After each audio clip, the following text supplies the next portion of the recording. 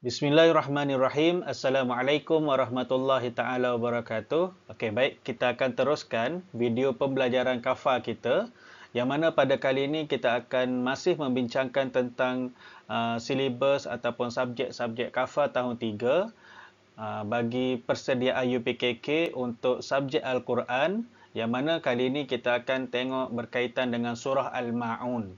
Okey, subjek Al-Quran dalam surah Al-Ma'un. Okey, surah Al-Ma'un ni kalau dalam UPKK dia termasuklah dalam surah hafazan dan surah untuk kefahaman Al-Quran. Okey. So kita baca dulu surah Al-Ma'un. Bismillahirrahmanirrahim.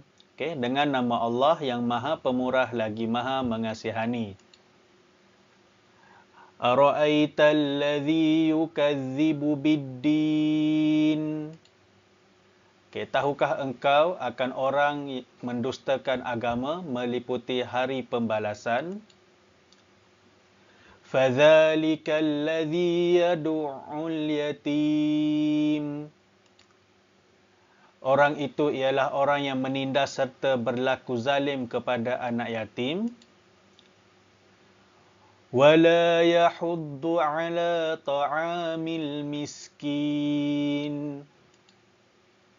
Dan dia tidak menggalakkan untuk memberi makanan yang berhak diterima oleh orang miskin. Fawailul lil musallin. Maka celakalah orang itu sekalipun ia menunaikan solat. Alladzina hum an salatihim sahun. Orang yang lalai dalam solatnya. Alladzina hum yura'un.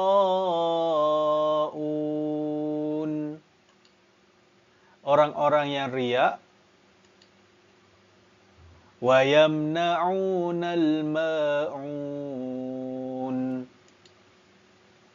Dan orang-orang yang tidak memberikan bantuan. Okey, so tadi kita dah baca surah Al-Ma'un beserta dengan terjemahan dia. Okey, kemudian kita akan tengok kepada pengenalan surah Al-Ma'un. Okey, kita tengok pengenalan surah Al-Ma'un. Okey, yang pertama berkaitan dengan surah Al-Ma'un ni adalah surah Al-Ma'un adalah surah Makkiyah, iaitu surah yang diturunkan di Mekah sebelum berlakunya peristiwa hijrah Rasulullah sallallahu alaihi wasallam ke Madinah. Okey, surah ini surah Makkiyah, surah yang diturunkan di Mekah.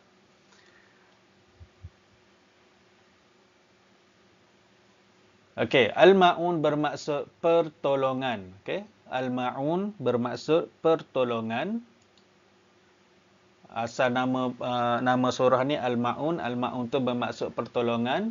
Dan surah ini mengandungi 7 ayat. Okey, surah ni ada 7 ayat yang kita dah baca tadi. Dan tema bagi surah ni adalah sifat-sifat yang dipandang sebagai pendustaan kepada agama. Okey, itu tema bagi surah ni, sifat-sifat yang dipandang sebagai pendustaan agama. Okey, seterusnya isi-isi penting dalam surah Al-Ma'un. Apa isi-isi penting dalam surah Al-Ma'un? Yang pertama, menceritakan sifat orang-orang yang mendustakan agama. Okey, menceritakan tentang sifat-sifat orang yang mendustakan agama. Okey, macam mana mereka tu? Golongan orang yang melakukan solat dengan lalai dan riak. Okey, maksud riak ni adalah berbangga diri dengan ibadat yang dilakukan, dan ibadat tersebut dilakukan bukan kerana Allah, tapi ingin menunjuk-nunjuk kepada manusia semata-mata. Contohnya, kalau dia solat, dia nak tunjuk dekat orang bahawasanya dia solat. Dia bukan kerana Allah. Kalau dia bagi zakat pun, kalau dia nak memberi sedekah ke macam mana ke, dia mesti ada orang yang orang tengok. Kalau orang tak tengok, tak boleh.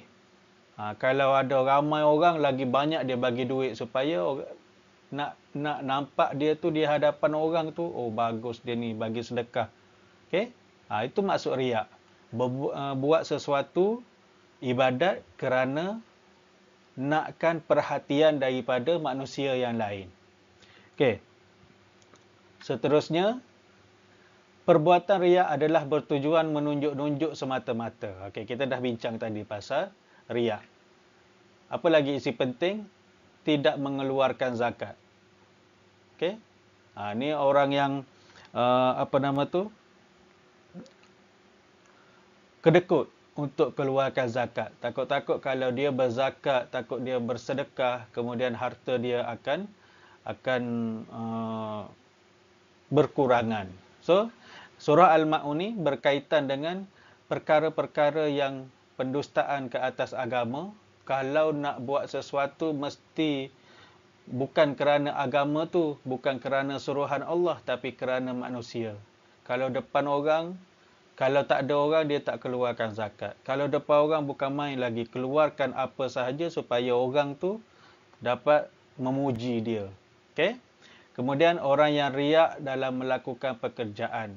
Okay, ini isi-isi penting dalam surah Al-Ma'un. Dan seterusnya kita akan tengok perkara ataupun pengajaran dalam surah Al-Ma'un ni. Antara pengajarannya ialah yang pertama, hendaklah melakukan kebaikan dan mengasihi anak-anak yatim. Hendaklah melakukan kebaikan dan mengasihi anak-anak yatim. Anak yatim ni siapa? Anak yatim ni adalah kanak-kanak yang belum baligh dan kematian bapa. Anak yang kematian bapa dan dia belum baligh ketika bapanya meninggal. Orang yang meninggal ibu saja, ayahnya masih ada, itu bukan anak yatim. Anak yatim ni orang yang kematian ayah, orang yang kematian bapa dan dalam keadaan dia tu masih belum baligh. Contoh kalau macam saya ayah dah meninggal tapi umur saya pun dah 30 lebih. Ini bukan anak yatim dah. Anak yatim ni bagi kanak-kanak yang belum baligh dan dia kematian ayah dia. Kemudian yang kedua pengajaran daripada surah Al-Ma'un ni adalah sentiasa menghindari sifat-sifat buruk dan keji yang membawa kemusnahan diri. Kita kena sentiasa beringat, kena hindari, kena jauhi sifat-sifat yang buruk dan keji yang membawa kepada kemusnahan diri. Kalau kita selalu beramal dengan sifat yang keji, sifat-sifat yang buruk, dia akan memusnahkan diri kita sendiri. Hubungan kita dengan orang lain tak mesra. Dan balasan daripada Allah pun sama. Kalau orang yang ada sifat buruk ni, balasannya buruk lah. Dekat dunia pun dia terima balasan, dekat akhirat apatah lagi. Kemudian pengajaran yang ketiga dalam surah Al-Ma'un ni adalah memberi bantuan pertolongan kepada anak-anak yatim dan orang-orang miskin. Surah ni dia bagi kita pengajaran supaya, dia bagi peringatan supaya bantulah. Selagi mana yang kita mampu, setakat mana yang kita mampu, bantulah orang-orang miskin dan anak-anak yatim yang memerlukan. Seterusnya pengajaran yang terakhir adalah jauhi dari sifat riak yang membuatkan hidup tidak diredai oleh Allah Subhanahu Wa Taala. Surah ni juga dia bagi peringatan kepada kita supaya kita jauhi sifat riak yang membuatkan kita hidup ni tidak best lah. Allah tak suka, Allah tak reda, dan kita pun akan nampak annoying di depan orang. Kalau nak solat tu, kalau depan-depan orang, dia solat bukan main nampak khusyuk. Khusyuk ke tak tahu. Bila depan orang, rajin solat sunat. Bila belakang orang, malas. Nakkan buat sesuatu ibadat tu, nakkan pujian orang semata-mata.